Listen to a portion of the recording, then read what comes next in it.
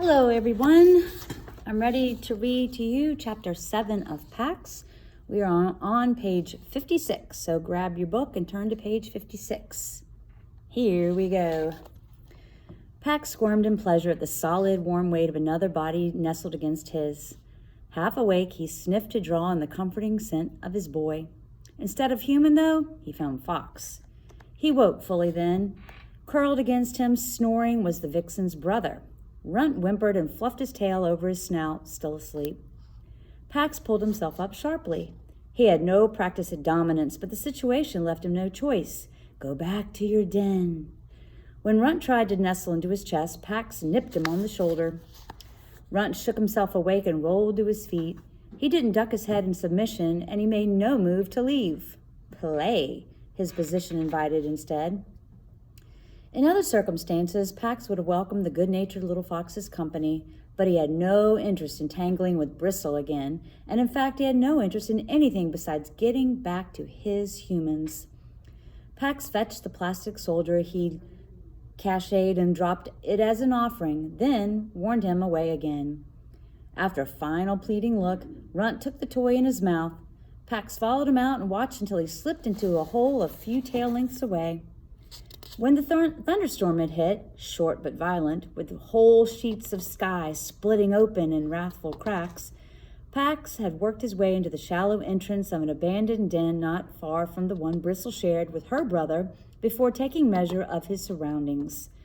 Now, in the pale light of the half-moon, he took a moment to survey them.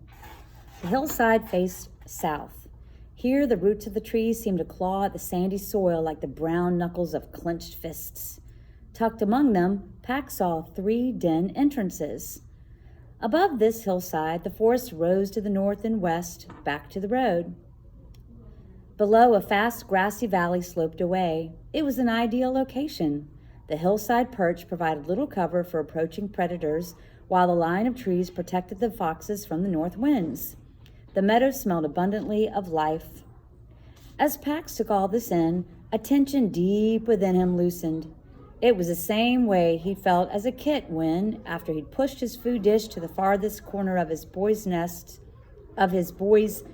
room 3 times, Peter had finally understood to leave it there, away from the cold north wall, and with a view of the door where the father entered, sometimes in anger. Safe. But this place was not safe for him. Bristle had warned him that in the same meadow lived an older fox and his mate. He was already facing a challenger from outside and would not tolerate the presence of another lone male. And just then, Pax saw movement below him. A broad-shouldered alpha with black and gray fur emerged from the brush halfway down the slope and marked a sapling beside him. The big fox began to groom, but with a paw still to his ear, he suddenly pricked his snout into the breeze. Pax bolted up the hill and plunged into the forest undergrowth. He picked up his own scent easily, although it had rained hard. Stopping only for quick licks of water from the leaves, he followed it back to the road. There, Pax caught the lingering scent of the military transport caravan from the day before, but no other traffic had passed since then. He settled himself on the fallen oak trunk again to wait. Morning brought the shimmery buzz of insect clouds and the chatter of waking birds, but still no traffic sounds on the road. As the sun rose hot and dry, it burned off the rain droplets that had hung from every green shoot. Pax was aware of his hunger now, but his thirst was worse. He'd had nothing to drink since leaving his human's house. His throat was parched and his tongue swollen and thick. He felt dizzy whenever he shifted his position. 100 times a thin scent of water drifted past him, but he never considered abandoning his post for its promise. His humans would come back here. He dug his claws into the wood and strained for the sound of a vehicle on the silent road. An hour passed and then another. Pax dozed and woke and remembered, dozed and woke and remembered. And then the wind brought news of something approaching. A fox. The same male he'd seen earlier, the one Bristle had warned him about. The fox's gait was deliberate, showing neither hesitation nor wasted energy. The way his grayed coat draped his frame announced that he was old. As he drew close, Pax saw that even his eyes were clouded gray with age. After offering assent, Gray settled himself on the grass beside the fallen trunk. He made no move to elevate himself, indicating that he meant no threat. You carry the scent of humans. I lived with them once. They are approaching. A sudden hope rejuvenated Pax. Have you seen my boy? He described Peter. But Gray had seen no human at all since the time he had lived with them in his youth, and that was in another place, a dry, stony land of long winters and low sun, distant. The approaching humans are coming from the west. They are bringing war. The crows who have seen them do not describe any youth. The news weakened Pax. He swayed and nearly lost his grip on the trunk. You need water. Follow me. Pax hesitated. His humans could come at any time, but his need for water was urgent. Is it nearby? Can I hear the road from this water? Yes, the stream passes beneath the road. Follow me. Gray's manner, confident but not threatening, calmed Pax. He dropped from his perch and followed. Soon they came to a deep gash in the earth from which the scents of water and of things that grew in rich mud. Pax peered over the edge and saw a silver brook, studded with black stones, glinting between green reeds and purple blossoms. Gray began to angle down cautiously. Lured by the scent of water, Pax stumbled past him, straight down the cut. Halfway there, he lost his footing and skidded the rest of the way. When he righted himself, he stared. The water tumbled past him as if from a vast faucet, larger by far than even the spout that poured water into the great white tub his boy bathed in. He dipped his head. The water was cold and tasted of copper and pine and moss. It rushed into his mouth as if it were alive. It stung his teeth and drenched his mouth and throat. He drank and he drank, and he didn't step away until his belly was taut. Gray joined him, drank, and then invited Pax to rest with him. Pax cocked his head to listen intently to the still, silent road above the culvert. I must be at the road when my humans come for me. Gray eased himself to the ground and stretched out. That road was blocked yesterday by the war sick. Pax thought back to the vehicles that had passed the day before, the ones that smelled like his boy's father's new clothing. It was true that the road had been unused since then, but it didn't matter. My boy will return for me there.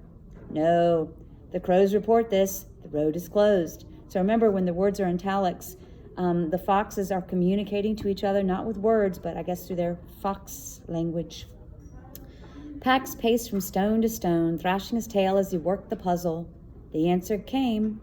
I will go to my boy at our home. Where is your home? Pax circled to be sure, although there was no question. He felt the pull of his home strongly from only one direction, south. Gray did not seem surprised. There are vast human colonies there. When the war sick arrive here, my family will have to move nearer to those colonies or go north into the mountains. Tell me about the humans there, how they are to live beside. Again, the old fox's comportment soothed Pax. He came back and sat. I have seen many from a distance, but I know only two. Are they false acting like the ones I knew? Pax did not understand. Gray rose to his haunches, agitated, and shared the behavior he had seen. A human turning away a starving neighbor, acting as if there were no food in his larder when it was full. A human feigning indifference to a mate she'd chosen.